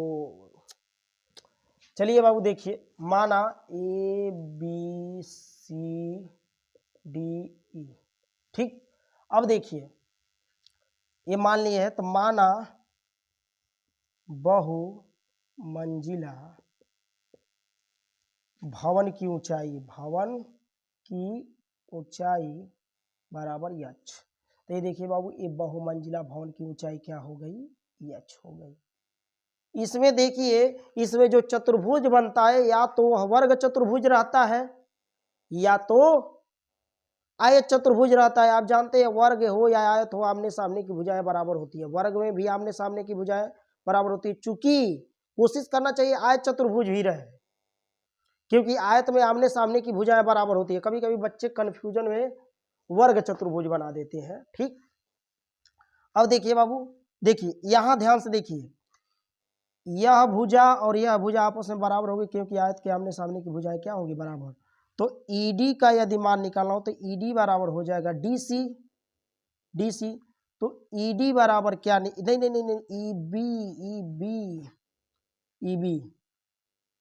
EB हो गया। तो EB हो गया भाई, तो EB बराबर DC का मान कितना है भाई, 10 मीटर, ठीक। अब देखिए मान लीजिए बहुमंजिला से भवन की दूरी BC बराबर x मीटर, माना BC बराबर x मीटर, ठीक। तो यह एक्स मीटर, तो ये भी एक्स मीटर होगा क्योंकि आमने सामने की भुजाएं बराबर होगी। तो BC बराबर ED, तो BC बराबर हो जाएगा, ED की वैल्यू कितना है, ED की वैल्यू कितना होगा, एक्स मीटर ए है। अरे भाई ओहो सिट, देखिए BC की वैल्यू ना हम माने हैं, तो ED की वैल्यू क्या हो जाएगी, ED की वैल्यू हो जाएगी एक्स मीटर, यानी ED बराबर हो जाएगा एक्स मीटर। कोई दिक्कत? अब देखिए यहाँ दो त्रिभुज बन रहा है, एक त्रिभुज, अब देखिए एक त्रिभुज ABC और AED। अब देखिए बाबू ये पूरी ऊंचाई कितना माने हैं, एच मीटर। अगर जो हमको AE की ऊंचाई चाहिए, ध्यान से देखिएगा यहाँ AE बराबर, AE हमको चाहिए, क्या चाहिए, AE। तो AE की ऊंचाई निकालने के लिए इस पूरे ऊंचाई AB में से EB चाहे BE, देखिए EB चाहे BE की ऊंचाई घटा देंगे, इस पूरे ऊंचाई में से EB चाहे BE की ऊंचाई घटा देंगे तो हमको ये ऊंचाई पता चल जाएगा, मतलब पूरे इसमें से इसको घटाना पड़ेगा। तो देखिए AB माइनस BE, ये पूरा AB माइनस BE बराबर AE बराबर हो जाएगा, AB कितना है भाई पूरा H, माइनस BE कितना है भाई BE है क्या है, देखिए BE अभी निकाले हैं, EB कहिए चाहे BE कहिए, EB कहिए चाहे BE कहिए, 10 मीटर। ठीक। अब यहाँ दो त्रिभुज बन रहा है, कौन त्रिभुज भाई, दो त्रिभुज। देखिए एक त्रिभुज बन रहा है AED और दूसरा त्रिभुज बन रहा है ABC। तो त्रिभुज AED में, त्रिभुज AED में, ठीक, AED में इसको कहा जाएगा लंब और इसको कहा जाएगा आधार, क्योंकि ये कोण है, कोण के सामने की भुजा लंब होती है, इस कोण की चर्चा की जा रही है। तो AE यानी लंब बराबर दिया है, कितना है निकला है भाई AE, H माइनस 10 मीटर। अब देखिए आधार ED कितना है भाई, आधार ED आधार कितना है, ED बराबर आधार कितना है, देखिए यहाँ निकला होगा ED कितना है, x मीटर, देखिए है x मीटर, तो ये भी x मीटर। हम किस त्रिभुज की चर्चा कर रहे हैं, AED, तो AED समकोण त्रिभुज है ना, तो इसमें लंब और आधार की बात कर रहे हैं, x मीटर, यम का मतलब मीटर यहाँ पे। अब थीटा, इस त्रिभुज के लिए कोण कितना दिया है, थीटा का मान 30 अंश। अब देखिए लंब और आधार की चर्चा चल रही है यहाँ पे, देखिए लंब और आधार, और लंब आधार किसमें आते हैं बाबू, टैन में। तो टैन थीटा बराबर लंब बट्टा आधार, तो टैन थीटा का मान 30 अंश बराबर लंब कितना है, लंब H माइनस 10 बट्टा आधार कितना है x। टैन 30 अंश का मान होता है 1 बट्टा करनी में 3, हमने मान निकाला, इसके पिछले लेक्चर में बताया था, पिछला लेक्चर देखिएगा। H माइनस 10 बट्टा x, क्रॉस मल्टीप्लाई कर दीजिए भाई, x बराबर इसका इसमें कीजिए, x से करने x, इसका इसमें कीजिए, करनी में 3, कोष्टक में H माइनस 10, समीकरण नंबर 1। ये तो एक त्रिभुज से एक समीकरण बनेगा, तो दूसरा का त्रिभुज से दूसरा का समीकरण बनेगा। अब देखिए त्रिभुज ABC में, त्रिभुज ABC में देखिएगा बाबू ध्यान से, त्रिभुज ABC में लंब कितना है, देखिए इस कोण की चर्चा हो रही है, तो कोण के सामने की भुजा जो होगी वो क्या होगा, लंब होगा। तो लंब AB बराबर क्या दिया है, H मीटर, अभी जस्ट हम माने हैं, ठीक। अभी देखिए क्या माने हैं भाई, H मीटर, देखिए इसको निकाले भी है AB को H, तो AB बराबर H मीटर, तो AB लंब बराबर H मीटर, ठीक। अब इसका भी आधार यही होगा, इस त्रिभुज का आधार क्या होगा, यह होगा, तो आधार BC बराबर x मीटर, यानी BC आधार है बराबर x मीटर। अब देखिए इस त्रिभुज के लिए थीटा का मान कितना है, 45 अंश है, यह वाला इस त्रिभुज के लिए था, देखिए थीटा का मान 30 अंश, अब इस त्रिभुज की बात कर रहे हैं तो इसी त्रिभुज का ना लंब आधार और थीटा का मान रखेंगे, लंब आधार और कोण रखेंगे। तो इस त्रिभुज में थीटा का मान कितना है 45, तो थीटा बराबर 45 अंश। अब लंब और आधार की चर्चा हो रही है, तो लंब आधार की चर्चा हो रही है तो क्या होता है, टैन होता है। तो टैन थीटा को लेकर चलेंगे, टैन थीटा बराबर लंब बट्टा आधार। तो टैन थीटा का मान कितना है भाई 45 अंश बराबर लंब कितना है, देखिए इसमें ए बी सी की चर्चा हो रही है त्रिभुज की, लंब कितना है यच बट्टा आधार क्या है यक्स। टैन 45 अंश का मान बाबू 1 बराबर यच बट्टा एक्स, भाई भाग में है इधर जाएगा तो गुणे में, तो यक्स बराबर एक्स से कम यक्स बराबर यच, समीकरण नंबर 2। अब देखिए यहां बना समीकरण 1, वहां बना समीकरण 2। समीकरण 1 व 2 से, समीकरण 1 व 2 से थोड़ा सा हम स्पीड बढ़ाए हैं बाबू, मन करे तो आप वीडियो को स्लो करके देख सकते हैं, ठीक, क्योंकि पिछले भाई कैलकुलेशन और चीजें पिछले लेक्चर में हमने धीरे धीरे पढ़ा के मजबूत करने की कोशिश किया है, ठीक ना। अब देखिए समीकरण 1 क्या है भाई, कहाँ है यक्स बराबर ये है, तो हम समीकरण 1 व 2 से अब क्या करेंगे, समीकरण 1 में समीकरण 2 से यक्स का मान उठाकर यच यहाँ रख देंगे। तो देखिए यक्स के जगह पे यक्स का मान यच रख दीजिए।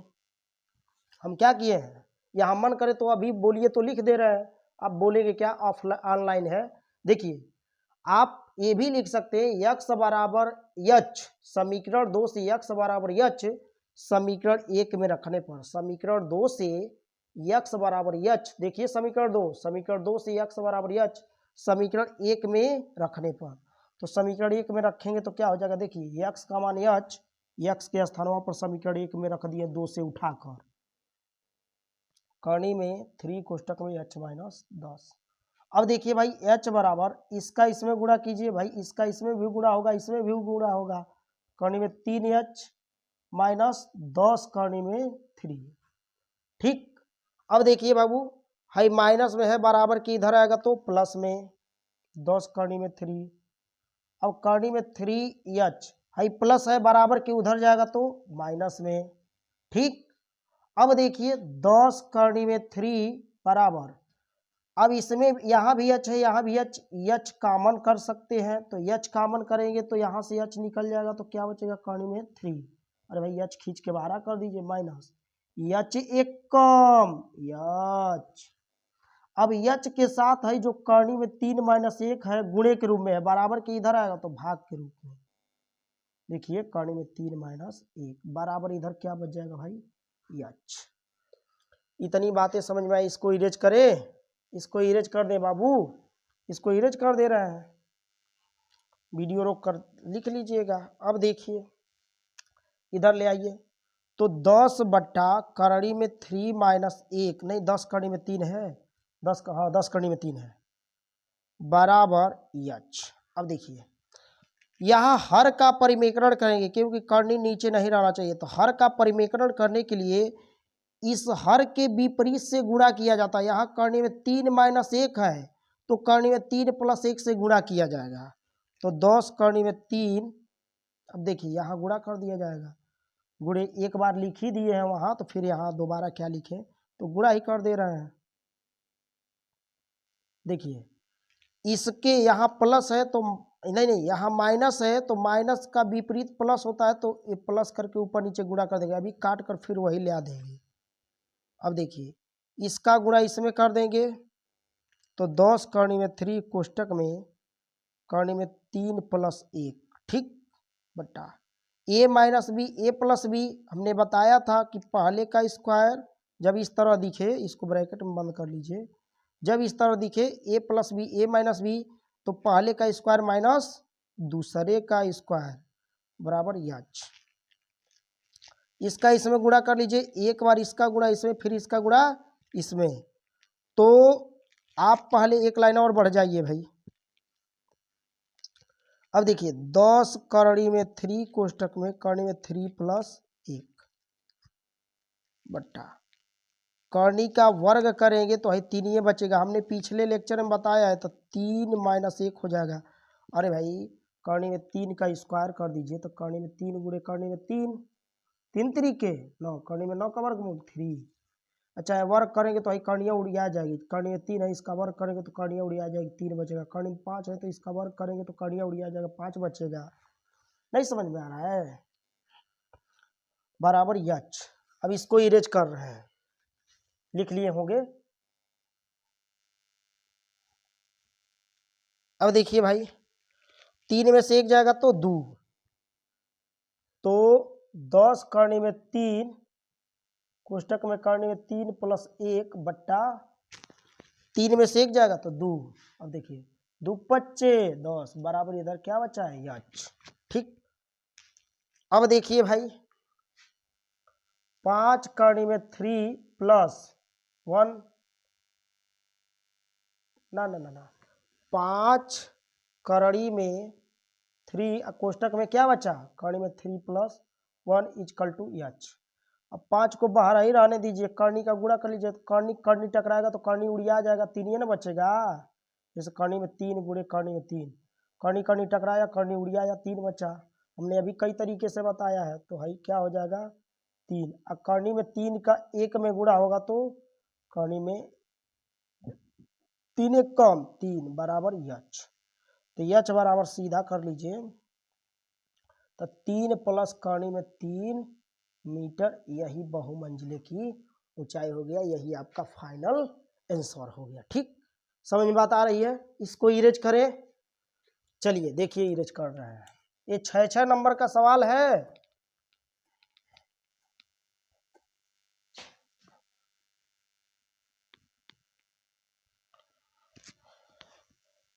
अब देखिए बाबू, यही क्वेश्चन मिट गया है। भूमि से एक बिंदु से भूमि से पर स्थित हो, भूमि पर, देखिए भूमि पर स्थित एक बिंदु से, ठीक है थोड़ा थोड़ा इधर दिख रहा है। भूमि पर स्थित एक बिंदु से एक चिमनी का उन्नयन कोण, एगो चिमनी है का उन्नयन कोण, यहाँ उन्नयन कोण दिया है। ठीक, कितना है 60 है। यदि चिमनी के पाद बिंदु की दूरी 25 सेमी हो, 60 अंश है। पहले तो ये देखिए यहाँ पे 25 क्वेश्चन 25 का हम करा दिए, 25 का अथवा है, 25 के अथवा में 1 और 2 क्वेश्चन है। तो पहले ही हमने बताया था कि अथवा करके जब दिया रहेगा बाबू कोई भी क्वेश्चन का, तो एक क्वेश्चन में एगो क्वेश्चन दिया रहेगा, मतलब 25 और 25 का अथवा दिया रहेगा, 24 का अथवा दिया रहेगा, चाहे 5 का अथवा दिया रहेगा। वैसे 1 से लेकर 20 तक बहुविकल्पी आ रहा है, और उसके बाद 22, 23, 24 ऐसे करके आ रहा है। और नहीं तो हो सकता है 1 से 20 तक इस तरह रहे, फिर 1, 2, 3, 4, 5 करके रहे। तो जब एगो कोई क्वेश्चन दिया है और उसका अथवा दिया है, तो दोनों में से एक ही कर रहा है। ठीक, वैसे हम अथवा लिख कर यहाँ पे दोनों करा दे रहे हैं, अथवा भी करा रहे हैं वो भी करा रहे हैं, ताकि दोनों में का कोई भी क्वेश्चन लड़ जाए। तो इसलिए हम करा रहे हैं ताकि आपको कोई दिक्कत ना हो, और आप अथवा में से एक ही करेंगे, या तो वो करेंगे अथवा वो करेंगे। ठीक, एक ही करना है, दोनों नहीं करना है। अब कह रहा है कि यदि चिमनी के पाद से बिंदु की दूरी, इस चिमनी के पाद से इस बिंदु की दूरी 25 मीटर है। ठीक, यही ना है? हाँ 25 मीटर है। तो चिमनी की ऊंचाई ज्ञात कीजिए। तो ए बी सी, तो माना चिमनी की ऊंचाई बराबर यच, अरे भाई मैथ है तो मान लेंगे, यच मीटर। तो ये क्या आ गया भाई यच मीटर। ठीक, चिमनी की पाद बिंदु से दूरी, नहीं इस बिंदु की दूरी किससे, चिमनी से। क्या लिखा है चिमनी के पाद बिंदु से, चिमनी के पाद बिंदु से मतलब निचले बिंदु से बिंदु की दूरी। ठीक, 25 मीटर है। तो चिमनी की ऊंचाई ज्ञात कीजिए। तो अच्छा एक बात बताइए बाबू, त्रिभुज ABC में यहाँ भी लंब है, आधार है, एक कोण है, कोण के सामने की भुजा लंब होगी, तो लंब कितना दिया है यच, आधार कितना दिया है भाई 25 मीटर, थीटा बराबर 60 अंश। अब देखिए लंब और आधार की चर्चा हो रही है तो tan आएंगे, tan थीटा बराबर लंब बट्टा आधार, tan थीटा का मान 60 अंश बराबर लंब कितना है यच, आधार कितना है 25, tan 60 अंश का मान करड़ी में 3, नहीं हुआ भाई बट्टा, नहीं बराबर यच बट्टा 25, भाई भाग में इधर जाएगा तो गुणे में, तो हो जाएगा 25 करड़ी में 3। अरे भाई इसका इधर गुणा हो जाएगा बराबर यच। देखिए अब इस तरह लिख लीजिए 25 करड़ी में 3 मीटर, मीटर में ही दिया है, हाँ मीटर में ही दिया है। एक चीज और देखिए मीटर में ही है, देखिए यहाँ पे मन करे तो 25 गुणे करनी में 3 का मान रख सकते हैं 1.732, लेकिन लिखने की आवश्यकता नहीं, यहीं तक सही है। ठीक, तो ये 25 का अथवा में एक सवाल था वो हो गया। अब दूसरा सवाल क्या है, भूमि से 60 मीटर की ऊंचाई पर एक पतंग उड़ रही है, पतंग से लगी डोरी को अस्थायी रूप से भूमि के एक बिंदु से बांध दिया गया है, भूमि के साथ डोरी का झुकाव 60 अंश है, यह मानकर कि डोरी में कोई ढील नहीं है, मतलब डोरी ढीला नहीं है, डोरी की लंबाई ज्ञात कीजिए। पूरे शिद्दत के साथ देखिएगा बाबू, ये पहला था जो हमने हल कर दिया, इधर देखिए एक डोरी है जो एक बिंदु कहीं पे बांध दिया गया है, दूसरा नंबर एक डोरी जो है किसी बिंदु से बांध दिया गया है, ठीक, और 60 मीटर की ऊंचाई पर क्या हो रहा है, भूमि से 60 मीटर की ऊंचाई पर एक पतंग उड़ रही है, भूमि से 60 मीटर की ऊंचाई पर यहाँ क्या उड़ रही है पतंग, और यहाँ से देखिए सीधा इस तरह देख रहे हैं तो भूमि से 60 मीटर की ऊंचाई पर उड़ रहा है, इस डोरी से इसका जो डोरी है एक बिंदु से बांध दिया गया है, देखिए उड़ रहा है, पतंग के लगी डोरी को, पतंग के लगी है ये ना तिरछे ना उड़ता है पतंग, पतंग से लगी डोरी को यहाँ इस तरफ पतंग की डोरी है इस बिंदु से बांध दिया गया अस्थायी रूप से,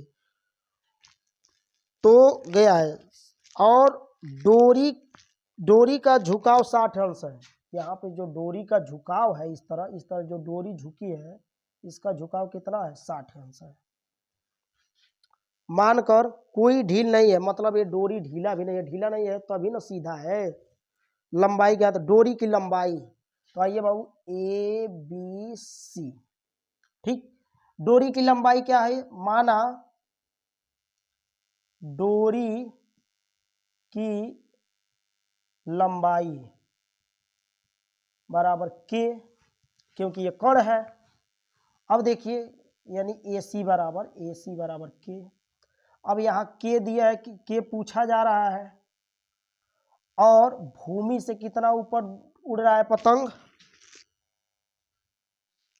60 मीटर, ये 60 मीटर उड़ रहा है। अब यहाँ पे लंब और कण की बात किया गया, तो लंब और कण किस में आते हैं, सब पहले तो देखिए ए बी यानी लंब कितना दिया है 60 मीटर, ठीक, और कण ए सी कण बराबर क्या दिया है के मीटर, के ही मीटर मान लीजिए क्योंकि के मीटर, क्योंकि के यहाँ माने ही है, ठीक, आपके आसानी के लिए मान दिए हैं। अब लंब और कण किस में आते हैं, साइन में आते हैं बाबू, देखिए साइन थीटा बराबर सूत्र होता है लंब बट्टा कण, अब कोसेक पर भी निकाल सकते हैं, कोसेक थीटा बराबर कण बट्टा लंब, लेकिन साइन से निकालेंगे आसानी रहेगा। अब देखिए थीटा बराबर क्या दिया है, थीटा बराबर 60, अब देखिए किसकी चर्चा हो रही है, साइन थीटा की, क्यों नहीं किसकी चर्चा हो रही है, लंब और कण की, तो जब लंब और कण की चर्चा होगी तो साइन थीटा में लंब और कण आते हैं, तो क्योंकि साइन थीटा का सूत्र होता है साइन थीटा बराबर लंब बट्टा कण, ठीक, इसको इरेज कर दें, इधर का नोट कर लीजिएगा, यहाँ लंब बट्टा कण हो गया, तो साइन थीटा का मान बाबू 60 अंश बराबर लंब कितना है 60 बट्टा कण कितना है, कण ही है, कण यानी ए सी है, तो देखिए साइन 60 अंश का मान कर्ण में 3/2 हुआ ना, बराबर 60/k। ठीक, 60 अंश का मान, ये मान याद करना पड़ेगा, नहीं तो हमने निकलवाने के लिए बताया था। देखिए क्रॉस मल्टीप्लाई कीजिए, के का इसमें करेंगे तो के करनी में 3 होगा, बराबर 60, इसका इसमें गुणा करेंगे तो 60 दूना 120 है, गुणे में है ना बाबू के साथ, तो उधर जाएगा तो भाग में, 120/करनी में 3। हर नीचे करनी नहीं ना आना चाहिए, तो हर का परिमेकरण करेंगे, तो हर का परिमेकरण करने के लिए करनी हटाने के लिए करनी में 3 से ऊपर नीचे गुणा, अभी कट जाएगा फिर वही आ जाएगा, के बराबर इसका गुणा कीजिए तो 120 करनी में 3, करनी करनी टकराएगा तो करनी उड़ जाएगा, क्या हो जाएगा 3 बस हो जाएगा, तो कर्ण बराबर 3 चौको 12, 40 करने में 3 मीटर। ये आपका फाइनल आंसर आ गया। कोई दिक्कत? एक चीज और सुनिए बाबू, हमारी पूरी कोशिश रहेगी पढ़ाने के लिए, और आप लोग एकदम सक्सेस होंगे, सफलता जरूर मिलेगी आप लोग को। और एक चीज और बता दें, यदि किसी व्यक्ति के सफल होने से उसके पास पड़ोस के लोग, उसके समाज के लोग और उसके घर के लोगों को लाभ हो रहा है, फायदा हो रहा है, आप अगल बगल के लोग सब लोग अच्छा महसूस कर रहे हैं, तो अच्छी बात है। अगर जो किसी के सफल होने की वजह से किसी का नुकसान, सबका नुकसान हो रहा है, मतलब समाज का नुकसान हो रहा है, और क्या बोलना चाहिए, अटीदार पटीदार घर का नुकसान हो रहा है, तो सफलता ठीक नहीं है मेरे ख्याल से। अगर जो किसी के सफल होने से भाई फायदा हो रहा है, सबको अच्छा लग रहा है, सबको फायदा पहुंच रहा है, कोई गरीब है, कोई किसी का तबीयत खराब है, या उस सफलता की वजह से उसके इलाज में हेल्प मिल रहा है, तो ये सफलता असली सफलता है। नहीं तो कोई किसी का लूट कर चोरी करके सफल हो रहा है, किसी को सता कर सफल हो रहा है, तो असली सफलता नहीं है। तो सफल उस भगवान से, ईश्वर से प्रार्थना कीजिए कि हे प्रभु, हे ईश्वर, हमको इस तरह बढ़िया सफल कीजिएगा, ऐसे सफल कीजिएगा कि हमारे वजह से हमारे घर वाले लोगों का, हमारे समाज के लोगों का, हमारे जिस क्षेत्र में रहे उस क्षेत्र का भला हो, हर किसी का भला हो। ये ओके, बात समझ में आई? इसको नोट डाउन कीजिए और अच्छे से पेपर दीजिएगा। अभी और क्लास हम लेंगे, क्योंकि माध्यिका का लेना है एक ही साथ, बहुलक का, माध्यिका का, ये सब लेंगे, उसमें बच्चे बहुत कंफ्यूज रहते हैं। ठीक है, नोट डाउन कर लीजिए।